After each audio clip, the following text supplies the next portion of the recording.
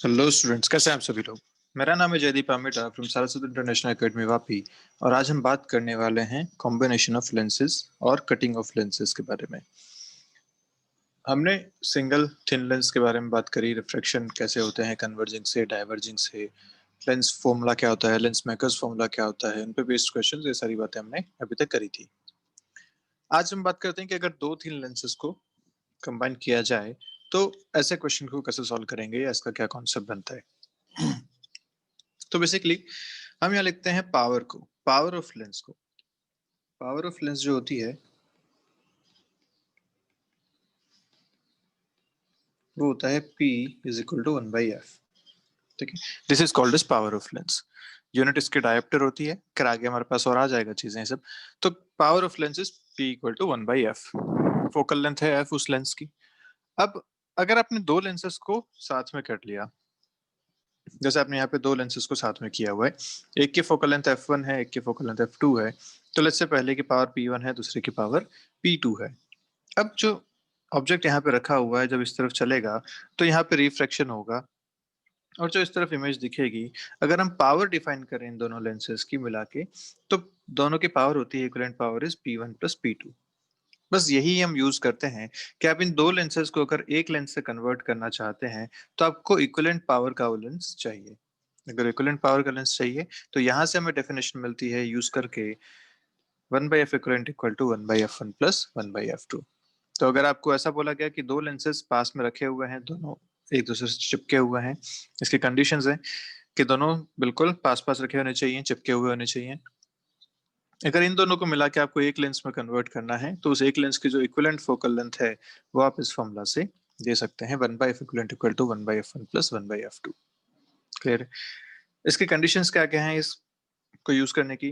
पहली बात तो रेज पेरेक्सियल होनी चाहिए, क्योंकि लेंस फॉर्मूला जो हम लिखते हैं या फोकल लेंथ जो हम निकालते हैं उस केस में हमने पेरेक्सियल रेज ही कंसिडर किया था। तो यहाँ पे रेज पेरेक्सियल होनी चाहिए। थिन लेंसेज के लिए ही फोकल लेंथ हमने निकाली है। Lens should be kept in contact, ये बात ध्यान रखिएगा। दूर दूर लेंस होंगे तो उसको हम ऐसा नहीं मान सकते, लेंस हमेशा एक कांटेक्ट में होनी चाहिए, तभी आप ये फॉर्मूला सीधा यूज कर पाएंगे। साइन के साथ आपको वैल्यूज पुट करनी है। अच्छा, ये जो f1 f2 f3 यहाँ पे focal length of the lens in the surrounding medium, ये एक इंपॉर्टेंट बात है। मान लीजिए यहाँ पे ऐसे तीन लेंसेज गिवन होते हैं। मान लीजिए यहाँ पे एक लेंस ऐसा है, एक लेंस ऐसा है और एक लेंस ऐसा है। ठीक है, तो ये तीनों यहाँ पे टच हैं, इस तरीके से रखे हुए हैं। इन तीनों के लिए अगर मुझे इक्विवेलेंट फोकल लेंथ चाहिए तो ये f1 f2 और f3 जो इंडिविजुअल फोकल लेंथ आप लिख रहे हैं, फॉर्मूला क्या था फोकल लेंथ लिखने का? इस तरीके से आप लिखते थे 1/f equal to n-1 1/r1 minus 1/r2। ये लिखा था आपने formula, n of lens by n of surrounding, ऐसा करते थे। तो मान लीजिए अगर फर्स्ट की फोकल लेंथ लिख रहे हैं तो क्या लिखेंगे? n लेंस इसका जो भी मीडियम है n1 वो लिखेंगे। n सराउंडिंग क्या लिखेंगे इस बार आप? इस बार तो आप देख रहे हैं कि इस तरफ तो मान लीजिए एयर है, पर इस तरफ तो इसका दूसरा लेंस रखा हुआ है। तो n सराउंडिंग क्या रखेंगे? तो बेसिकली आपको ध्यान रखना है कि जब भी इस टाइप के क्वेश्चन आते हैं तो ये पूरा आपका एक सिस्टम हो गया और उसके बाहर का चीजें हो गई सराउंडिंग। तो आपको हमेशा तीनों लेंसेज के लिए जब आप फोकल लेंथ लिखेंगे तो बाहर वाला मतलब इन तीनों से बाहर जो सराउंडिंग मीडियम है वो आपको लेके चलना है। तो ध्यान रखिए, किसी की जैसे इसकी फोकल लेंथ अगर आप लिखते हैं तो एन लेंस आप इसका लिखेंगे, लेकिन सराउंडिंग में क्या लिखेंगे? एक तरफ ये है एक तरफ ये है, नहीं, उससे कोई फर्क नहीं पड़ता। इनका हमें सराउंडिंग नहीं लेना है। इसके लिए जो आप लिखेंगे तो सराउंडिंग आप बाहर वाला ही लेंगे, जो इस तरफ और इस तरफ है वो। क्लियर है बात? तो बेसिकली आपको तीनों को इंडिविजुअल मान के फिर इनके फोकल लेंथ लिखनी है। सराउंडिंग सब तरफ सेम हो जाएगा सबके लिए, और फिर उसके बाद आप इनके लिए फोकल लेंथ लिखेंगे और ये फॉर्मूला यूज करेंगे। तो इंडिविजुअल मान के आपको सेम सराउंडिंग में रख के इनको सॉल्व करना है। ठीक है, अगर equivalent system F equivalent positive आया है तो हम जानते हैं कन्वर्जिंग होना चाहिए, और एफ इक्विवेलेंट नेगेटिव आया है तो वो डाइवर्जिंग सिस्टम होना चाहिए। ये बात में कोई दिक्कत नहीं। हम जानते हैं कन्वर्जिंग का पॉजिटिव क्यों होता है, क्योंकि कन्वर्जिंग लेंस अगर ऐसा है, इस पे जो रेज आ रही है वो आगे आके यहाँ पे मिलती हैं, एक्चुअली मिलती हैं इधर। और क्योंकि रेज इस डायरेक्शन में आ रही है तो ये डायरेक्शन पॉजिटिव होगा, इसकी फोकल लेंथ भी यहाँ पे पॉजिटिव कहलाएगी। जबकि डाइवर्जिंग की अगर बात करूँ तो डाइवर्जिंग के केस में अगर रेज ऐसी आती हैं तो हम जानते हैं कि वो डाइवर्ज हो जाती हैं और ऐसा लगता है कि वो इधर पीछे से आ रही थी, तो इसका फोकस यहाँ बनता है। अब क्योंकि रेज इधर आती थी तो ये पॉजिटिव है, जबकि फोकस इसमें पीछे की तरफ आता है इसलिए फोकल लेंथ नेगेटिव आती है। तो अगर फोकल लेंथ पॉजिटिव है तो कन्वर्जिंग लेंस की तरह बिहेव करेगा, अगर फोकल लेंथ नेगेटिव है तो डाइवर्जिंग लेंस की तरह ये बिहेव करेगा सिस्टम। क्लियर है बात? तो आइए इस पे क्वेश्चन देखते हैं। क्वेश्चन आपके सामने है, देखिए क्या कह रहा है। Find out the equivalent focal length of the combination of lenses as shown in the figure, surrounding medium is air. ये आपको बोल रखा है। अब देखिए जैसे यहाँ पे ये दो आपको सेम दे रखे हैं, एक ये बाई कॉन्केव लेंस है, एक ये भी बाई कॉन्केव लेंस है यहाँ पे, और बीच में एक ये बाई कॉन्वेक्स लेंस है ऐसा। ठीक है, तो ऐसे तीन लेंसेज यहाँ पे रखे हुए हैं, इन तीनों को हम लिख सकते हैं this is lens 1, this is lens 2 and this is lens 3। अगर हमें इनका इक्विवेलेंट फोकल लेंथ निकालना है तो हम फॉर्मूला तो जानते हैं, 1/f equivalent equal to 1/f1 plus 1/f2 plus 1/f3। This is the equivalent focal length. अब f1 f2 f3 कैसे निकालना है? मान लीजिए जैसे मैं ये बोलता हूँ कि आप 2 निकालिए f2, तो आप सराउंडिंग मीडियम क्या लेंगे? ये वाला? नहीं, ये नहीं लेना है। हमने बोला था सराउंडिंग मीडियम कौन सा लेना है, जो इन दो तीनों को मिला के सराउंड करता हो वो। This is the surrounding medium for individual as well. तो यहाँ पे बोला गया है कि सराउंडिंग मीडियम इज एयर, तो आप यहाँ भी n इक्वल टू 1 ले सकते हैं, यहाँ भी n इक्वल टू 1 ले सकते हैं। इसके लिए 1.5 गिवन है, सेम मीडियम ये भी है तो इसके लिए भी 1.5 हो जाएगा, और इसके लिए 4/3 ऑलरेडी गिवन है। ठीक है, बीच वाले के लिए 4/3 दे रखा है आपको। तो ये सारे अपने पास मीडियम आ गए, रेडियसेस अपने को दे रखी हैं। तो अगर मैं फर्स्ट लेंस की बात करूं, उसके लिए अगर मैं लिखना चाहता हूं, और फोकल लेंथ का फॉर्मूला क्या होता है, n of lens by n of surrounding minus 1, 1/r1 minus 1/r2, ये होता है ना। तो अपन अगर फर्स्ट लेंस की बात करें तो this is the first lens, ऐसा है ये। इसका मीडियम 1.5 है, सराउंडिंग मीडियम 1 है। रेडियस यहाँ पे 10 सेंटीमीटर ये भी है और 10 सेंटीमीटर ये भी है। आप फोकल लेंथ के लिए हम जानते हैं आप ऑब्जेक्ट किधर भी कंसिडर कर सकते हैं, उससे कोई दिक्कत नहीं। ऑब्जेक्ट अगर इधर कंसिडर करेंगे तो this direction is positive, this direction is negative. Direction क्यों इंपॉर्टेंट है? क्योंकि R1 R2 डायरेक्शन के साथ यहाँ पे साइन के साथ रखने पड़ेंगे। तो अगर मैं इसका निकालूं f1 तो लिखूंगा 1/f1 is equal to n of lens 1.5 and surrounding 1 minus 1, 1/r1। जो ये वाली रेडियस बन रही है ये R1 है, और क्योंकि ये ऐसा स्फीयर बनेगा जिसकी रेडियस इस डायरेक्शन में है विच इज नेगेटिव, तो 1/r1 is -10 minus 1/r2। R2 ऐसा बन रहा है, इसका जो सेंटर आएगा इस डायरेक्शन में आएगा, रेडियस इस तरफ आएगी विच इज पॉजिटिव, तो यहाँ लिखा जाएगा 1/10। ये आपका टोटल बन जाएगा। इसको सॉल्व करें तो यहाँ से आ रहा है आपके हाफ, और अंदर से 2/-10, मतलब ये आ रहा है -1/5। तो इसका जो फोकल लेंथ आ रही है -1/10 के बराबर। हम बोल सकते हैं focal length is -10। This is f1, focal length -10 के बराबर आ रही है। क्लियर है यहाँ तक अच्छे से? अच्छा, अगर f1 फोकल लेंथ -10 है तो हम कह सकते हैं कि f3 जो होगा, थर्ड लेंस जो है, वो भी बिल्कुल सिमिलर है, उसकी फोकल लेंथ भी कितनी हो जाएगी, -10 सेंटीमीटर। क्योंकि ये दोनों लेंसेज इक्विवेलेंट है, दोनों के रेडियस सेम है, मीडियम सेम है, इसलिए दोनों की फोकल लेंथ भी सेम हो जाएगी। बात करते हैं f2 की जो बीच में है, तो उसके लिए मैं लिखूंगा, डायग्राम में यहाँ पे बना देता हूँ अलग से। ये इस बार लेंस से बीच वाला, इसके लिए 4/3 दे रखा है, इधर 1 है, इधर 1 है, रेडियस सारी 10 सेंटीमीटर है। फिर से आप ऑब्जेक्ट कहीं भी मान सकते हैं, दिस इज ऑब्जेक्ट, तो ये डायरेक्शन पॉजिटिव हो जाएगी, ये डायरेक्शन नेगेटिव हो जाएगी। अगर यहाँ पे लिखें 1/f2 तो लिखूंगा n of prism by n of surrounding, sorry n of lens by n surrounding, तो 4/3/1 -1, 1/r1। 1/r1 अगर देखो तो ये है, क्योंकि ये R1 है आपका, ये R1 है तो ये पॉजिटिव है इस डायरेक्शन में, यहाँ लिखा जाएगा 1/10, माइनस R2 जो है आपका वो नेगेटिव है इस तरफ, तो R2 माइनस में लिखा जाएगा इस तरीके से। सॉल्व जब करेंगे तो ये आपको मिलेगा 1/3 इधर आया, इनटू यहाँ से आया 2/10 विच इज 1/5, तो यहाँ से आपको f2 जो मिल रहा है 15 सेंटीमीटर पॉजिटिव का। ये सारी चीजें आपके पास आ गई। अब आप इक्विवेलेंट निकाल सकते हैं आराम से। कैसे निकालेंगे? 1/f equivalent is equal to 1/f1 plus 1/f2 plus 1/f3, ये आपका आ गया इक्विवेलेंट। इसको सॉल्व अगर करेंगे तो कितना आ रहा है, ये मिल रहा है 1/15 माइनस 2/10, जिसको लिख सकते हैं 1/15 माइनस 1/5। एलसीएम लो के 15 आएगा, इधर आएगा 3, सॉरी इधर आएगा 1, इस तरफ आएगा 3। तो बेसिकली आपके पास एफ इक्विवेलेंट आ रहा है -15/2 विच इज -7.5 सेंटीमीटर।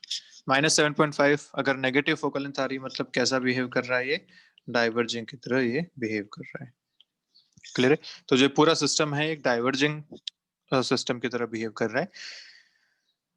इसकी फोकल लेंथ आ जाएगी कंप्लीटली, तो इसको हम लिख सकते हैं ऐसा कि this is behaving as a diverging lens of focal length 7.5 centimetre.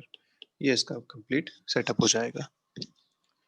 ठीक है यहाँ तक अच्छे से? तो आई गेस आपको क्लियर है कॉम्बिनेशन ऑफ लेंसेज कैसे करना है। क्वेश्चन इस पे अलग अलग बन सकते हैं, 2 लेंसेज 3 लेंसेज, सबको करने का तरीका यही रहेगा। ध्यान रखने वाली बात, एक तो लेंसेज कांटेक्ट में होने चाहिए। दूसरी बात, जो आप फोकल लेंथ कंसिडर करेंगे उसमें सराउंडिंग मीडियम को आपको जो तीनों का सराउंडिंग है वो लेना है, इंडिविजुअली जो लेंस वाले बन रहे हैं वो नहीं। चलिए नेक्स्ट आते हैं बात करते हैं कटिंग ऑफ लेंसेज की। अब अगर लेंस को कट करके देखा जाए तो सिचुएशन क्या क्या बनती है इस बारे में बात करते हैं। भाई आपके पास लेंस है, अगर ऑब्जेक्ट यहाँ रखा हुआ, इमेज यहाँ बन रही है, आपने क्या किया, इस बार लेंस को कट कर दिया बीच में से।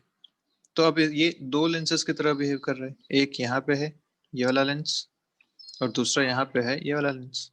ठीक, अगर आपने इसको प्रिंसिपल एक्सिस से मूव नहीं किया है, पैरेलल कटिंग इसको बोलते हैं। पैरेलल कटिंग मतलब आप इसको इस तरीके से अगर काट देते हैं जैसे यहाँ भी आपको दिखा रखा है तो इन सारे कंडीशन में नंबर ऑफ इमेज 1 ही होगी। क्यों? क्योंकि इनको मूव आपने नहीं किया, तो जो रे यहाँ से आ रही थी वो रे यहाँ से भी तो यहीं आ रही थी। पहले जब एक ही लेंस था तो एक ही इमेज बन रही थी, मतलब जो रे यहाँ आ रही थी वो यहाँ जा रही थी, ऐसा इमेज बना रहा था। अब आपने अगर इसको काट पे दिया और सेम ही पोजिशन पे रखा हुआ है तो अभी भी कोई दिक्कत वाली बात नहीं है, अभी भी सारी रेज वहीं जाके इकट्ठी होंगी। आपने इसे ज्यादा नंबर ऑफ पीसेस में काट दिया तब भी ये वहीं जाके इकट्ठी हो रही है सारी, कोई दिक्कत वाली बात नहीं है। इसलिए नंबर ऑफ इमेजेस एक ही बनेगी जब आपने पैरेलल कटिंग की है और कहीं किसी को मूव नहीं किया है, किसी पीस को आपने ऊपर नीचे की तरफ मूव नहीं किया है अगर, तो एक ही इमेज यहाँ पे बनने वाली है। ठीक है, प्रिंसिपल एक्सिस क्योंकि किसी का शिफ्ट नहीं हुआ इसलिए नंबर ऑफ इमेजेस 1। दूसरा इसका जो तरीका हो सकता है वो क्या है कि देखो आपने इसको कट किया, कट करने के बाद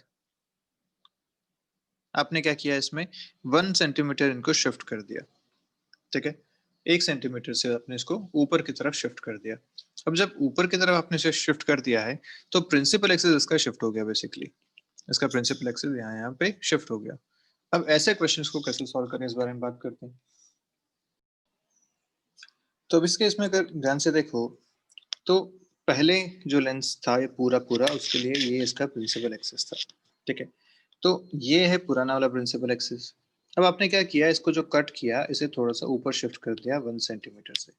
अगर 1 सेंटीमीटर से ऊपर शिफ्ट कर दिया तो ये इस हाफ के लिए प्रिंसिपल एक्सिस हो जाएगा, और जो नीचे वाला पोर्शन था इसको आपने 1 सेंटीमीटर नीचे शिफ्ट कर दिया, तो ये जो लेंस बना है इसके लिए ये अब प्रिंसिपल एक्सिस हो जाएगा। तो अब 2 अलग अलग लेंसेज हैं और दोनों के लिए नए प्रिंसिपल एक्सिस आ चुके हैं, न्यू प्रिंसिपल एक्सिस। इसके लिए भी ये वाला जो है ये न्यू प्रिंसिपल एक्सिस हो जाएगा। ठीक, अब जो नए प्रिंसिपल एक्सिस हो गए उसके हिसाब से हमें इसको सॉल्व करना पड़ेगा। अब देखिए ये आपका लेंस है, यहाँ पे मैं इसको बता देता हूँ, ये आपका लेंस है। ठीक है, इस लेंस के लिए ऑब्जेक्ट कहाँ रखा हुआ है, ऑब्जेक्ट यहाँ पे रखा हुआ है, ये है इसका principal axis. Object principal axis के नीचे के ऊपर नीचे की तरफ है, तो मैं इसको ऐसा कंसिडर कर सकता हूँ कि ऑब्जेक्ट जो है वो यहाँ पे ऐसा ऑब्जेक्ट रखा हुआ है ऑफ 1 सेंटीमीटर, जिसका मुंह नीचे की तरफ है, इसकी ये हाइट कितनी है, दिस इज 1 सेंटीमीटर। तो यहाँ पे ऑब्जेक्ट की जो हाइट पता है मुझे वो है 1 centimetre below the principal axis. ठीक है, अब ऐसा अगर ऑब्जेक्ट आपके पास है और इसकी मुझे इमेज बनानी है तो भैया यू तो आपको गिवन है 15 सेंटीमीटर दे रखा है ऑलरेडी ऑब्जेक्ट, क्योंकि थिन लेंसेज हैं तो थिन लेंसेज के केस में 15 सेंटीमीटर आप यू यहाँ पे कंसिडर करेंगे। तो यू आपको दे रखा है -15, ऑब्जेक्ट रियल ऑब्जेक्ट है, यू माइनस हो जाएगा -15 सेंटीमीटर।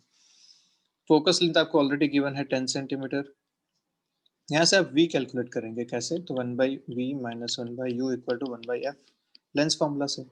तो क्या हो जाएगा, 1/v is equal to 1/f plus 1/u ऐसा। तो ये हो जाएगा -15। कितना आ जाएगा यहाँ से, अगर एलसीएम 30 आया तो this will B 3 minus 2, v आ रहा है आपके पास 30 सेंटीमीटर। तो v आपके पास आ गया 30 सेंटीमीटर, मतलब इमेज जो बनेगी वो यहाँ से 30 सेंटीमीटर बनेगी इस डायरेक्शन में, पॉजिटिव है, इस तरह की इमेज बन जाएगी। अच्छा, अगर इमेज की मुझे हाइट निकालनी है तो इमेज की हाइट कैसे कैलकुलेट कर सकता हूँ मैं? इमेज की हाइट निकालने का तरीका क्या होगा, अपने पास मैग्निफिकेशन का फॉर्मूला है लेंस से, क्या कहता है, height of image by height of object equal to v by u. तो अगर हाइट ऑफ इमेज मुझे कैलकुलेट करना है वो हो जाएगा v by u into height of object. अच्छा, हाइट ऑफ ऑब्जेक्ट कितना है, प्रिंसिपल एक्सिस से जब नीचे की तरफ चलते हैं तो हाइट लिखी जाती है नेगेटिव, तो अब अभी नीचे की तरफ आए हैं तो हाइट ऑफ ऑब्जेक्ट यहाँ पे जो है वो है -1 सेंटीमीटर। ये बात क्लियर है, प्रिंसिपल एक्सिस से नीचे ऑब्जेक्ट है।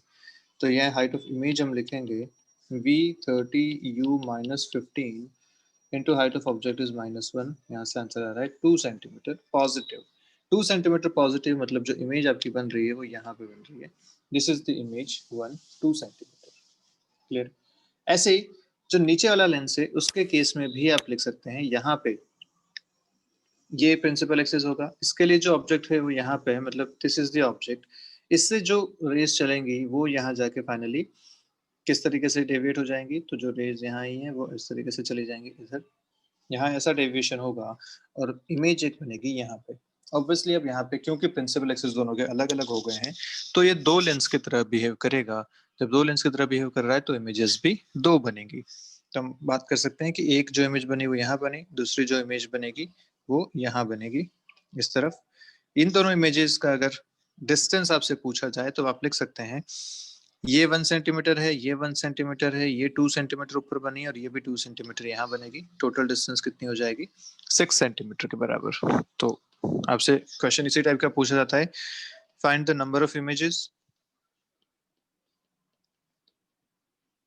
तो कितनी इमेजेस बन गई, 2, and distance between the images.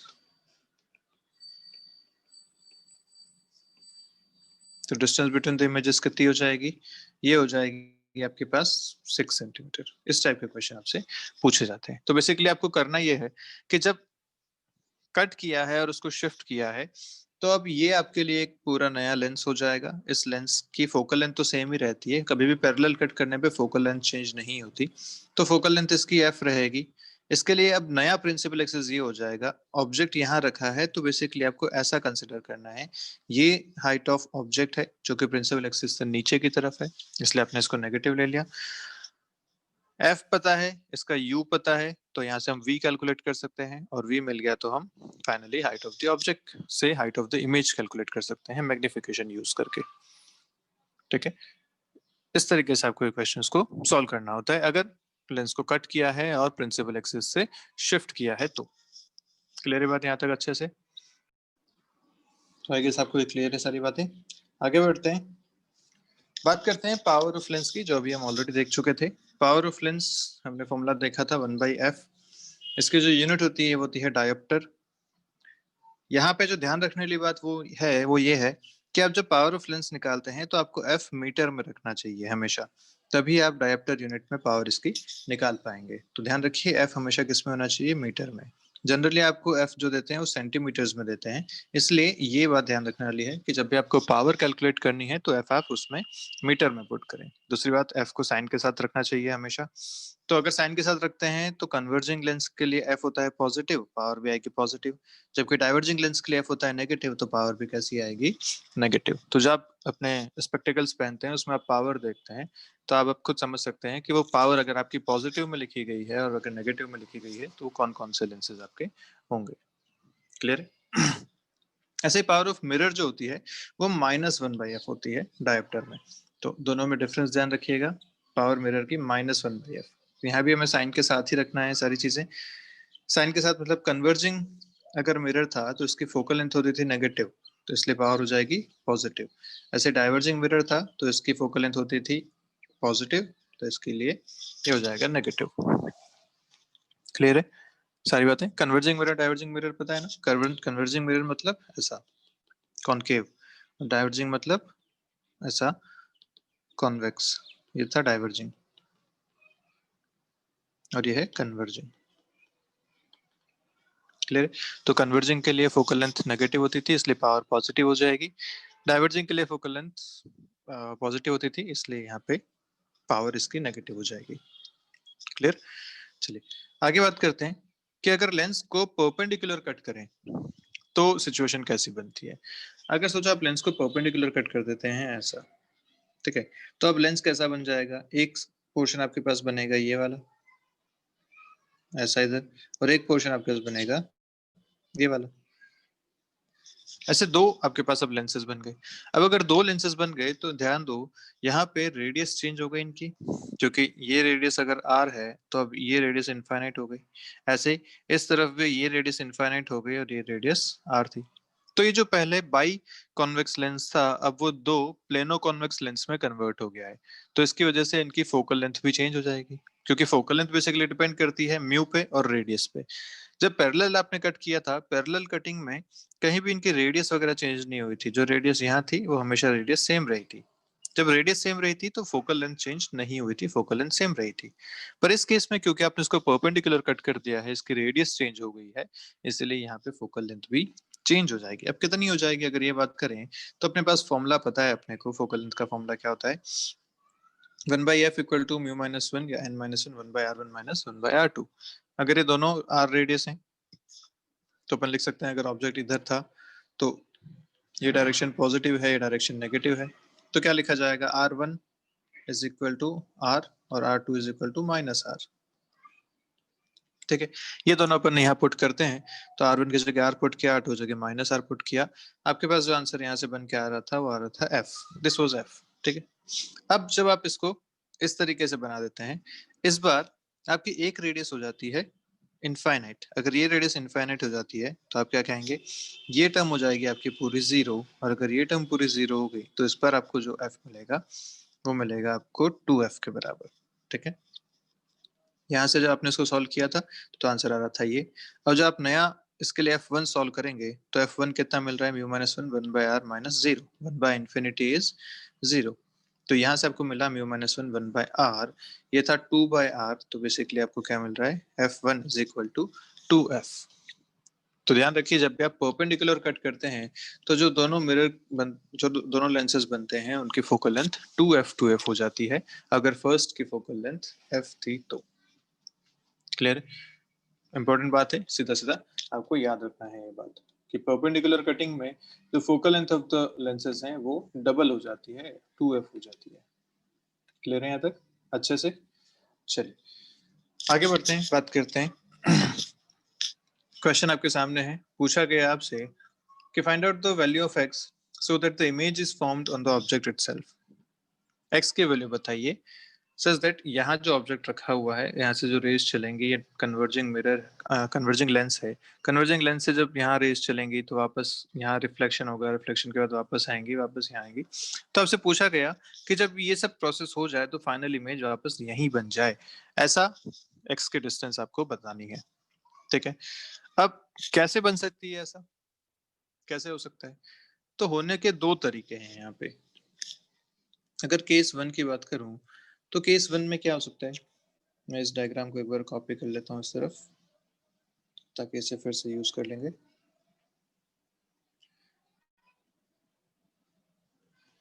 Okay, तो एक तरीका क्या हो सकता है? एक तरीका ये हो सकता है कि यहाँ से जो रेज चली वो कन्वर्ज हुई, कन्वर्ज होके वो यहाँ तक पहुंची ऐसे। ठीक है, ऐसे ही जब ये पोल पे गिरी तो हम जानते हैं कि किसी मिरर के पोल पे जब इंसिडेंस होती है रे, तो जितने एंगल पे आती है उतने ही एंगल पे वापस जाएगी। तो ये जिस एंगल पे जाएगी वो भी थीटा होगा, और अगर थीटा पे ही आई है तो यहाँ पे फिर से सेम पोजीशन पे आ जाएगी। एक तरीका तो ये हो सकता है कि जो यहाँ पे इंसिडेंस हो ये पोल पे इंसिडेंस हो। ठीक है, इसका मतलब क्या हो गया कि जब रिफ्रैक्शन हो तो रिफ्रैक्शन के बाद इमेज कहाँ बने? सीधी सीधी पोल पे बने। मतलब ये अगर ऑब्जेक्ट हो गया तो रिफ्रैक्शन लेंस से जो इमेज बनी वो यहाँ पे बनी, फिर यहाँ से आपका वापस से रिफ्लेक्शन हुआ और वापस से यहाँ पे आ गई। तो एक केस तो ये हो सकता है, case 1, image from the lens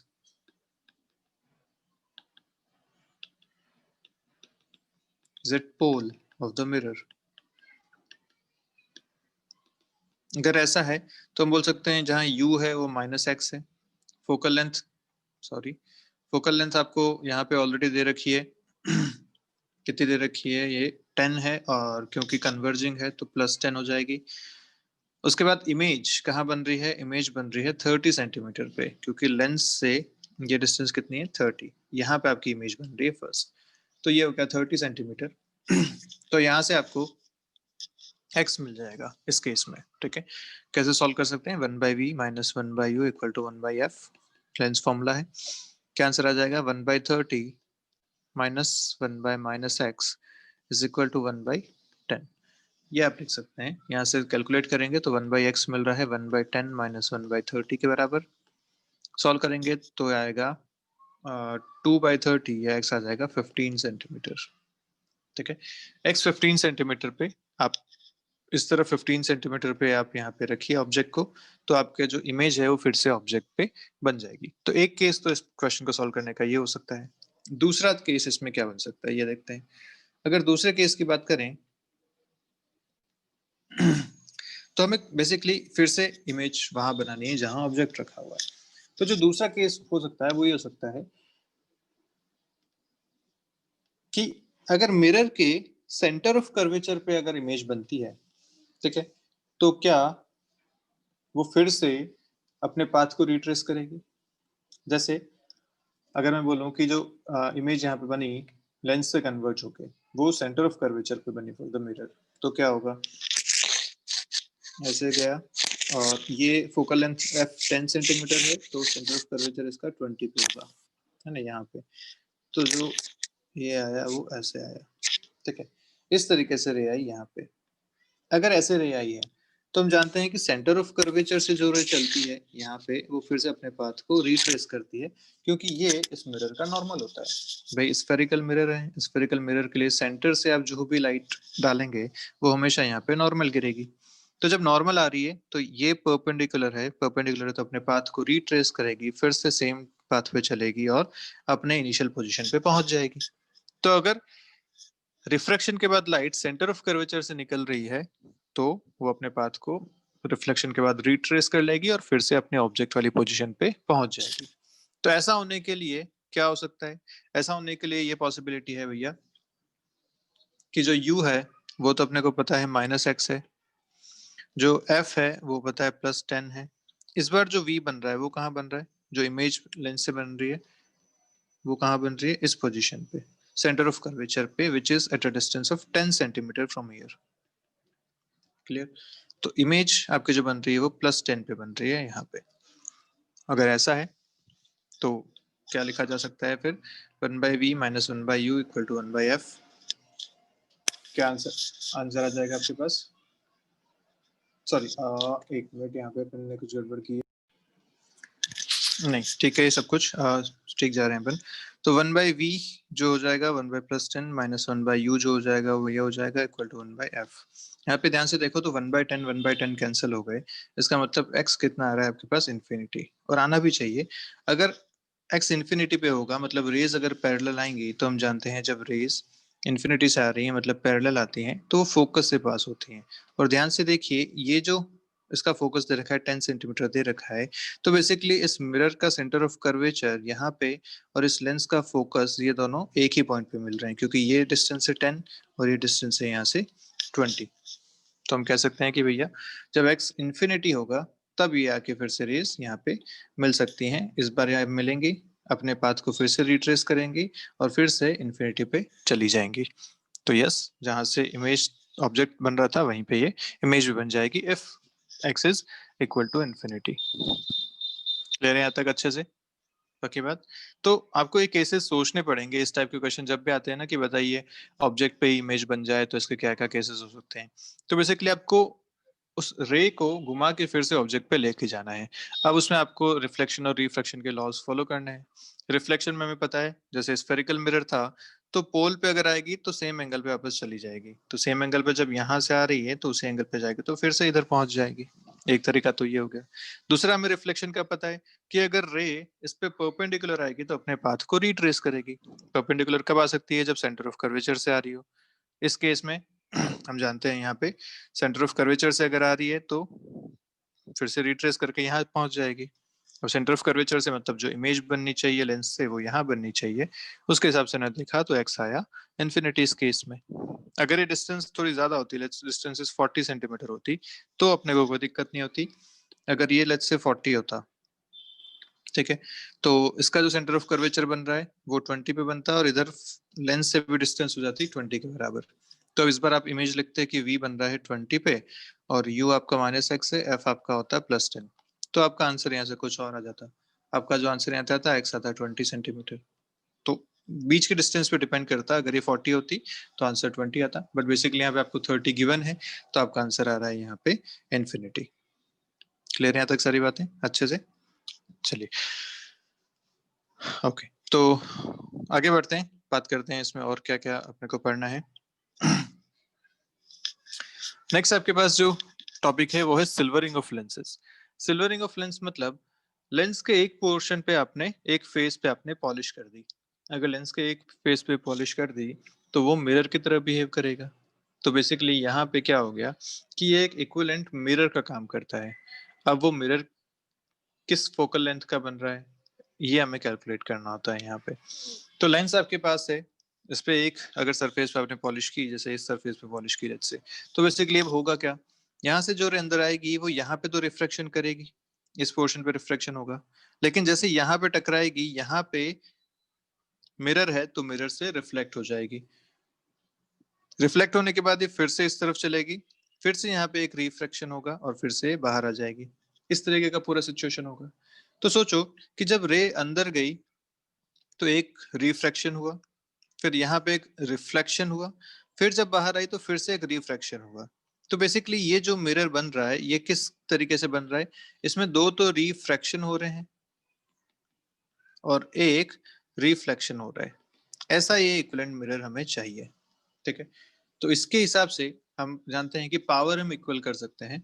तो इक्विवेलेंट पावर जो मैं लिखूंगा वो कैसे लिखूंगा, क्योंकि दो बार रिफ्रैक्शन हुए यहाँ से आते जाते तो 2 टाइम्स पावर ऑफ लेंस, और एक बार यहाँ पे रिफ्लेक्शन हुआ इसलिए 1 times power of mirror. This will be the equivalent power of this mirror. Clear है? मैं इसको मिरर क्यों बोल रहा हूँ, क्योंकि रे ऑब्वियसली टकरा के वापस सेम मीडियम में आ रही है, इसलिए this equivalent to a mirror. ठीक है, इक्विवेलेंट पावर इसकी हो जाएगी आपके पास 2 times power of lens plus power of mirror के बराबर। हम जानते हैं मिरर की जो पावर लिखी जाती है वो -1/f होती है, तो ये फॉर्मूला मैं यहाँ यूज करता हूँ। -1/f equivalent is equal to lens की पावर होती है 1/f, तो ये हो जाएगा 2/fl, और ये हो जाएगा -1/fm, क्योंकि पावर इसकी होती है नेगेटिव। इसको सॉल्व करें अगर तो कितना आ रहा है आपके पास, 1/f equivalent equal to 1/f of mirror minus 2/f of lens. Clear है बात? इंपॉर्टेंट फॉर्मूला है। इसी को अगर मुझे एक्सटेंड करना है, मान लीजिए ऐसे 3 लेंसेज दे रखे हैं और एक लेंस पे आपने सिल्वर कर दिया, तो इस बार कितना रिफ्रैक्शन होगा आप बताइए मुझे। यहाँ पे इस बार रिफ्रैक्शन क्या हो रहा है, हर लेंस के करस्पॉन्डिंग 2 रिफ्रैक्शन होंगे, ठीक है, और एक करस्पॉन्डिंग होगा रिफ्लेक्शन के। तो आपको फॉर्मूला यही यूज करना है। इस बार जितने लेंसेज हैं उसके करस्पॉन्डिंग आप ये चीज यहाँ पे लिख सकते हैं। तो फॉर्मूला क्या बन जाएगा, 1/f of mirror minus 2 times, क्योंकि हर लेंस से 2 रिफ्रैक्शन हो रहे हैं, इस बार 1/fl1, 1/fl2, 1/fl3, ऐसे जितने भी लेंसेज हैं आप उसके लिए ये इक्वेशन लिख सकते हैं। तो इक्वेशन इंपॉर्टेंट है, याद क्या रखना है कि हमें पावर इक्वल करनी होती है। पावर इक्वल करने का तरीका, 2 बार रिफ्रैक्शन एक बार रिफ्लेक्शन, इसलिए 2 टाइम्स लेंस का एक बार मिरर का। तो आप सीधा सीधा ये चीज यहाँ पे याद रख सकते हैं। इसे अगर एक्सटेंड करना है तो 2 टाइम्स जितने भी लेंसेज हैं उन सब के लिए 1/fl1, 1/fl2, 1/fl3 ये यहाँ पे किया जा सकता है, ठीक है। यूज करने का जो कंडीशन है क्या है, पेरिक्सियल, क्योंकि थिन लेंसेज की बात हो रही है, सारे लेंसेज कॉन्टेक्ट में होने चाहिए, बिल्कुल सबको साइन के साथ रखना है, ये बात भी ठीक है। अगर इक्विवेलेंट नेगेटिव आता है तो वो कॉन्वेक्स मिरर कहलाता है। हम जानते हैं इक्विवेलेंट अगर पॉजिटिव आएगा सॉरी इक्विवेलेंट नेगेटिव आया तो कॉनकेव मिरर हो जाएगा, इक्विवेलेंट पॉजिटिव आया तो कॉन्वेक्स मिरर हो जाएगा, और एफ इक्विवेलेंट अगर इनफाइनाइट आता है तो वो प्लेन मिरर की तरह बिहेव करेगा। ये सारी बातें हम पहले भी पढ़ चुके हैं मिरर के केस में। क्लियर है? तो आइए क्वेश्चन देखते हैं इस पे क्या कह रहा है question. Find out the value of x so that the image will form on the object itself, ऐसा आपसे बोला गया है। तो यहाँ क्या हो रहा है, एक लेंस रखा हुआ है एक मिरर के ऊपर, है ना, ऐसा सिचुएशन है। अब जब ऐसा है तो आप यही कह सकते हैं कि भैया यहाँ पे जो है वो सिल्वरिंग ऑफ ऐसा कर रखा है, आप इसे ऐसा भी कंसिडर कर सकते हैं। अगर ऐसा कंसिडर करते हैं तो बेसिकली क्या सिचुएशन हो जाएगी हम यहाँ पे लिख सकते हैं कि भैया जो लेंस है इसकी फोकल लेंथ अगर मैं कैलकुलेट करूं सबसे पहले, तो फोकल लेंथ ऑफ लेंस क्या लिखा जाता है, n of lens which is 1.5 by n surrounding 1 minus 1 by r1। देखिए r1 ये है और ये हो जाएगा आपका r2। r1 किस तरफ हो रहा है, ये ऐसा है, ऑब्जेक्ट इस तरफ है, so this direction is positive and this direction is negative. तो ये r1 जो बन रहा है ये पॉजिटिव की तरफ बन रहा है, तो इसे लिखा जाएगा 1/10। r2 बनेगा नेगेटिव, उसे लिखा जाएगा -1/10। तो ये हो जाएगा सॉल्व करें तो इधर आ रहा है हाफ, इधर से आ रहा है अंदर से 1/5, तो आंसर आ रहा है f of lens is equal to 10 centimetre. Lens का फोकल लेंथ आ गया 10 सेंटीमीटर। ओके, मिरर की फोकल लेंथ कितनी है बताइए जरा, मिरर की फोकल लेंथ कितनी है। मिरर की फोकल लेंथ है इन्फिनिटी। क्यों? क्योंकि ये एक प्लेन मिरर है, तो प्लेन मिरर की फोकल लेंथ लिखी जाती है इन्फिनिटी। तो अब अपने को चाहिए एफ इक्विवेलेंट। 1/f इक्विवेलेंट का फॉर्मूला अभी आपने देखा था, 1/f of mirror minus 2/f of lens, कितना आ जाएगा 1/infinity माइनस 2/10। तो यहाँ से जो आपके पास इक्विवेलेंट फोकल लेंथ बन के आ रही है वो आ रही है -1/5 के बराबर, या सॉरी एफ इक्विवेलेंट आ रहा है -5 के बराबर। तो इक्विवेलेंट फोकल लेंथ है आपके पास -5 सेंटीमीटर। इसका मतलब ये कैसा बिहेव कर रहा है, माइनस मतलब एक कॉनकेव मिरर हो जाएगा, तो हम लिख सकते हैं सीधा सीधा the system is behaving as a the system is equivalent to a concave mirror of focal length 5 centimetre. तो अब सिचुएशन कुछ ऐसी हो गई आपके पास कि यहाँ पे कॉनकेव मिरर रखा हुआ है, इस पूरे सिस्टम को हटा के रिप्लेस करके मैं कॉनकेव मिरर लगा देता हूँ। यहाँ पे एक ऑब्जेक्ट है जो एक्स डिस्टेंस पे रखा हुआ है, यहाँ से आपको पूछा गया कि बताइए वो ये एक्स कितना होना चाहिए सच दैट इमेज फिर से इसी पे बन जाए। और हम जानते हैं एक मिरर के केस में अगर ये सेंटर ऑफ कर्वेचर है तभी यहाँ पे इमेज फिर से बन सकती है। बात हम रिफ्लेक्शन में पढ़ चुके हैं कि अगर सेंटर ऑफ कर्वेचर है तो जहाँ ऑब्जेक्ट रखा है वहीं इमेज बनती है। तो आप सीधा सीधा लिख सकते हैं this X is equal to radius of curvature for the given condition, क्योंकि इमेज आपको वहीं बनानी है, इसलिए आंसर हो जाएगा 10 सेंटीमीटर के बराबर। So x should be equal to 10 centimetre, तभी इस ऑब्जेक्ट पे ही इमेज बन पाएगी। तो ये पूरा जो आपको सिचुएशन गिवन था ये पूरा एक कॉनकेव मिरर की तरह बिहेव कर रहा था ऐसा, जिसके लिए यहाँ ऑब्जेक्ट रखा हुआ था। तो इस टाइप से आप इन क्वेश्चंस को सॉल्व करेंगे। क्लियर है अच्छे से यहाँ तक? पक्की बात? चलिए आगे बढ़ते हैं। चलिए बात करते हैं क्रोमेटिक एब्रेशन और अक्रोमेटिज्म की। तो क्रोमेटिक एब्रेशन क्या है, हमने प्रिज्म के केस में पढ़ा था, याद कीजिए। डिस्पर्शन की बात की थी। डिस्पर्शन को क्या बोला था आपने कि जब एक व्हाइट लाइट किसी रिफ्रैक्टिंग सरफेस से क्रॉस होती है तो वहां पे उसमें एंगुलर स्प्लिटिंग हो जाती है, और एंगुलर स्प्लिटिंग को आपने बोला था डिस्पर्शन। ऐसा क्यों हुआ था? क्योंकि जो refractive index of the material है वो मटेरियल के साथ साथ आने वाली लाइट की वेवलेंथ पे भी डिपेंड करता है। तो ऐसा ही कुछ केस लेंस के साथ भी होता है। अब लेंस में भी जो रिफ्रैक्टिव इंडेक्स आप अभी तक लिख रहे थे, लेट्स से वो एन लिख रहे थे आप, है ना, तो एन आपने बोला था कि मटेरियल के ऊपर डिपेंड करेगा। पर अगर व्हाइट लाइट है तो white light is a combination of different wavelengths. अगर कॉम्बिनेशन ऑफ डिफरेंट वेवलेंथ्स है जिसको हम विब्ग्योर बोलते थे, और हमने प्रिज्म के केस में पढ़ा था किस तरफ जाते हैं लैम्बडा इंक्रीज होता है और एन डिक्रीज होता है। क्यों? कॉची इक्वेशन आपने याद करी थी। कॉचीज इक्वेशन क्या कहती थी कि जो एन होता है वो inversely proportional to lambda square होता है। तो लैम्बडा बढ़ेगा तो एन कम होगा। इसका मतलब रेड के लिए जो एन है वो सबसे कम होता है, वॉयलेट के लिए एन सबसे ज्यादा होता है। ठीक है बात यहाँ तक? ओके। अब अगर लेंस की फोकल लेंथ की बात करें तो आपने क्या फॉर्मूला लिखा था? N of lens -1 into 1/r1 minus 1/r2। अब सोचिए कि एन जो है वो वेरी कर रहा है, लेंस का जो है एन वेरी करेगा वेवलेंथ के साथ, तो वॉयलेट के लिए एन अलग होगा, रेड के लिए एन अलग होगा। अब अगर ऐसा है तो मैं यहाँ पे क्या लिख सकता हूँ इसको, कि जिसके लिए एन ज्यादा होगा, अगर ये एन ज्यादा हुआ तो 1/f ज्यादा होगा, इसका मतलब f जो है वो कम होगा। ये बात क्लियर हो गई? एन ज्यादा इसका मतलब ये पूरी क्वांटिटी ज्यादा, इसका मतलब 1/f ज्यादा या f कम। तो इस केस में जब n is inversely proportional to F आ रहा है तो हम कह सकते हैं कि एफ जो आएगा वो इस तरफ आते आते इंक्रीज हो जाएगा। मतलब विबग्योर के केस में लैम्बडा इंक्रीज हो रहा है, एन डिक्रीज हो रहा है और फोकल लेंथ इंक्रीज हो रही है, तो हम ऐसा लिख सकते हैं कि focal length of violet is less than focal length of red, क्योंकि यहाँ पे ऐसा था, इसका उल्टा यहाँ पे हो जाएगा।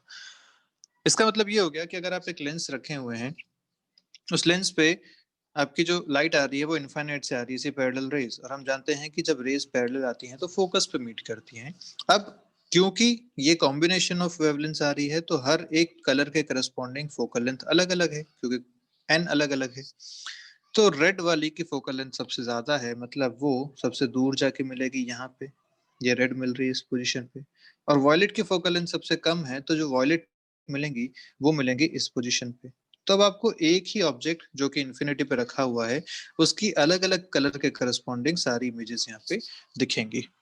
इसे कहते हैं क्रोमेटिक अबरेशन। क्लियर है?